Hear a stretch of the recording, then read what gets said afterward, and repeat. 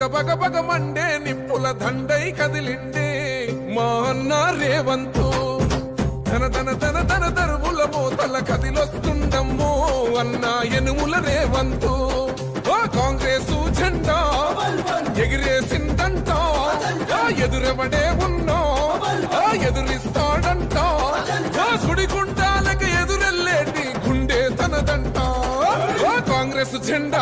నిన్న అసెంబ్లీలో జరిగినటువంటి బీసీ రిజర్వేషన్పై జరిగినటువంటి చర్చలో ప్రధానంగా 42% బీసీలకు రిజర్వేషన్ కల్పిస్తామని చెప్పి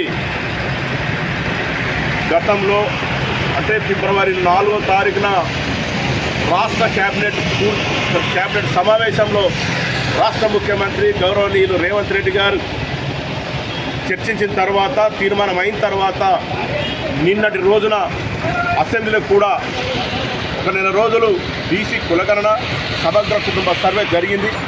అందులో భాగంగానే బీసీలు ఎంతమంది ఉన్నారు, బీసీలో ప్రధానమైనటువంటి సామాజిక వర్గాలు ఎంత నిష్పత్తి ప్రకారంలో ఏ దాంపత్యం ఉన్నారు దాని ప్రకారం తీసుకొని బీసీల జనాభా ఎంత, ఓసీల జనాభా ఎంత, ఎస్సీల జనాభా ఎంత అనేది లెక్క తీసుకున్న తర్వాత బీసీలది దాదాపు 56%, 56.3 ప్రకారము బీసీలు ఉన్నారని చెప్పేసి ఒక నివేదిక తేల్చింది. దాని తర్వాత బీసీలకు పూర్తి స్థాయిలో గౌరవనీయులు కాంగ్రెస్ పార్టీ జాతీయ మాజీ అధ్యక్షులు పార్లమెంటు సభ్యులు ప్రతిపక్ష నేత రాహుల్ గాంధీ గారి ఆలోచన విధానం మేరకు బీసీలకు సముచిత న్యాయం జరగాలనే ఉద్దేశంతో ఈరోజు కాంగ్రెస్ పార్టీ తీసుకున్నటువంటి నిర్ణయంలో భాగంగా నిన్న కూడా అసెంబ్లీలో చర్చ జరిగింది. ఆ చర్చలో భాగంగా అసెంబ్లీలో దాదాపు అంటే బీసీలకు చదువుల్లో కానీ విద్యా రంగంలో, వైద్య రంగంలో, రాజకీయ రంగంలో కూడా తగినటువంటి సముచితం జరగాల, వెనుకబడినటువంటి కులాలకు రాజకీయం కానీ అన్ని రంగాల్లో అభివృద్ధి చెందాలనే ఉద్దేశంతో కాంగ్రెస్ ప్రభుత్వం తీసుకున్నటువంటి నిర్ణయంలో భాగంగా నిన్న ముఖ్యమంత్రి గౌరవనీయులు రేవంత్ రెడ్డి గారు సభాధ్యక్షులు జరిగినటువంటి నిన్న చర్చలో భాగంగా నిన్న అసెంబ్లీలో ప్రధానమైనటువంటి బిల్లు అంటే 42% అన్ని రంగాల్లో ఉన్నటువంటి వారికి బీసీలకు వెనుకబడ్డ కులాలకు రిజర్వేషన్ కల్పిస్తున్నామని చెప్పేసి బిల్లు ఆమోదించినందుకు కమ్మర్పల్లి మండల పార్టీ తరఫున కాంగ్రెస్ పార్టీ తరఫున మంత్రివర్గానికి అన్ని రాజకీయ పార్టీలకు కూడా మేము అభినందనలు తెలుపుతున్నాం, ధన్యవాదాలు తెలుపుతున్నాము. ఇక్కడి నుంచి కానీ కాంగ్రెస్ పార్టీ స్పష్టంగా మేనిఫెస్టోలో ప్రకటించడం జరిగింది. కాంగ్రెస్ పార్టీ మొదటి నుంచి కూడా ఎస్సీ ఎస్టీ బీసీ వర్గాలకు వెన్నుదన్నున్న పార్టీ. అందుకోసమే మాట ఇచ్చిన ప్రకారము అసెంబ్లీలో బిల్లు ఆమోదం తెలపడం జరిగింది.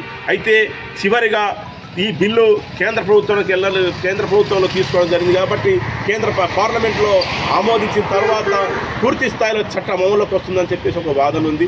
దానికి అనుకూలంగానే గౌరవ ముఖ్యమంత్రి రేవంత్ రెడ్డి గారు కూడా దేశ ప్రధానమంత్రి గారికి కూడా లేఖ రాయడం జరిగింది.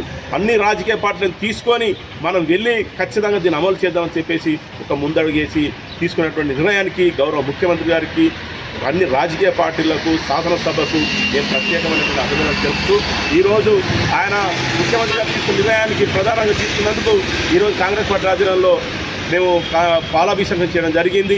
ఇది ఖచ్చితంగా అమలు చేస్తారని చెప్పేసి పూర్తి స్థాయిలో విశ్వసిస్తున్నాం. కాంగ్రెస్ పార్టీ అప్పుడు ఇప్పుడు పేదలకు బడుగు వర్గాలు వెన్నంతుందని చెప్పేసి పూర్తిగా విశ్వసిస్తున్నాం. జై కాంగ్రెస్, జై కాంగ్రెస్, జై కాంగ్రెస్, జై కాంగ్రెస్. వర్ధిల్లాలి రేవంత్ రెడ్డి గారి నాయకత్వం.